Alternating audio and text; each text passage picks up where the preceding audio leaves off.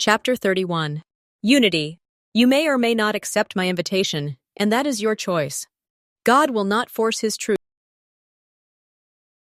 on any of His children, and He doesn't expect us to either. Sharing isn't about selling the gospel. God never asked us to be His sheriff. He only wants us to be His sharers. Even if you belong to and stay with a different faith tradition, I invite you to preach God to everyone who will listen. Fervently. The time has come for the extended religious community to acknowledge that what we have in common is so good, so far-reaching, and so potentially powerful that the least we can do is get to know and understand each other better than we do.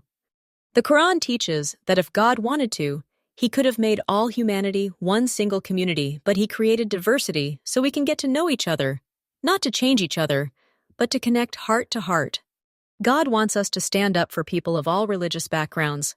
We should not only tolerate one another, but celebrate one another. God's love has no teams. We are all on the same team here. Christ-like love must be the motivation in our missionary efforts. We do this as an act of love toward God and our neighbor, not to increase the membership of the church, and not just to persuade people to live better lives. We invite all to come unto Christ by repentance, baptism, and confirmation, to open the doors of the celestial kingdom to the sons and daughters of God. Heavenly Father bestows charity upon all who are true followers of His Son, Jesus Christ, that when He shall appear, we shall be like Him. We can plead with the Lord for charity toward others, so they will feel God's love for them emanating from us. We can become the type of person who exudes love for all of God's children. Dr. Gary Chapman argues that people tend to feel love in one of 5 specific ways: through words of affirmation, quality time, gift-giving, acts of service, on service, or physical touch. God speaks each of these love languages fluently. It is, therefore, a characteristic of godliness for us to intentionally speak someone else's love language directly to them. The question is not whether we love the people in our lives. The question is whether they feel loved. Love always looks out for someone else's interest and motivates us to help them become the person God wants them to be. Many of us have family and friends who grew up in our faith but later chose another faith. Rather than voicing disappointment, we can say to those who took them in, "Thank you for being there when our approach no longer resonated with them. Thank you for taking their hand when they let go of ours. Thank you for offering a different perspective that they were willing to accept." It is much better to see them have a relationship with God, even if it differs from ours, than to have none at all. Many people have been led to believe God doesn't exist, doesn't care, or is looking to judge them harshly. They have been left with a hole the size of God in their heart and are constantly searching for an identity to fill it. They need the sense of belonging that comes from knowing they are children of God. They are only kept from the truth because they know not where to find it. One new Christian said, "When I heard the gospel, it filled a hole in my heart that I didn't know was there." Inviting others to come unto Christ should be the most exciting and natural part of sharing the gospel for us. We have just shared with our family and friends how much the gospel means to us and how it can bless their lives. By extending the invite, we are simply letting them know that we are not a closed-door society and that they are welcome to experience meaningful change in their lives and participate in the gospel as well. Sharing how great the gospel is with someone without inviting them to experience it for themselves is paramount to simply bragging. And nobody likes that. Our loved ones who are not attending church are more likely to return if they have strong relationships with us. Our love and support can help them overcome challenges. Maintaining these relationships is how we can best help those in our lives.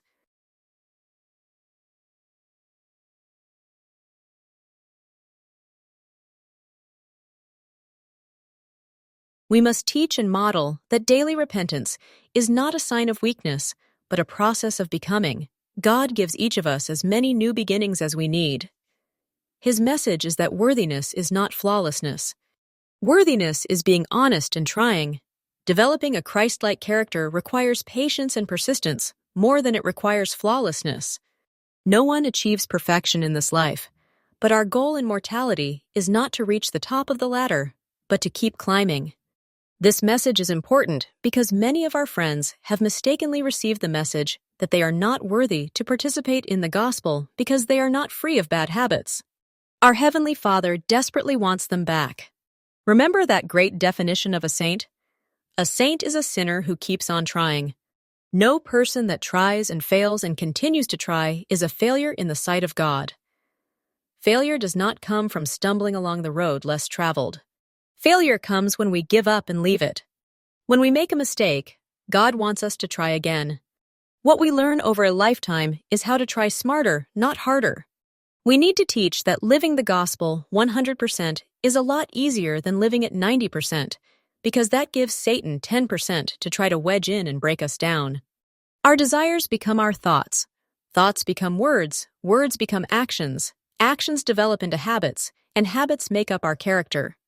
We can't just repent of the offensive action that took place at the end of the road. We must trace it back to its root and change the faulty input that grew into sinful output. To become a new creature, we must change the very desires of our hearts that led us astray in the first place. The only way to overcome imperfections is by strengthening our relationship with Jesus Christ. The answer is always Jesus. If a friend has a drug addiction, the solution is not to focus on quitting drugs. The solution is to strengthen their relationship with Jesus. If our spouse has a pornography addiction, the solution, believe it or not, is not to focus on quitting pornography. No, that is the result. The solution is to strengthen their relationship with Jesus. He will give them the strength to overcome the addiction. If we struggle to forgive someone who has wronged us, the solution is not simply to forgive them. If we had the strength to do that, we would have done it already. If we start by strengthening our relationship with Jesus, we can offer the forgiveness that He puts into our hearts. For the what?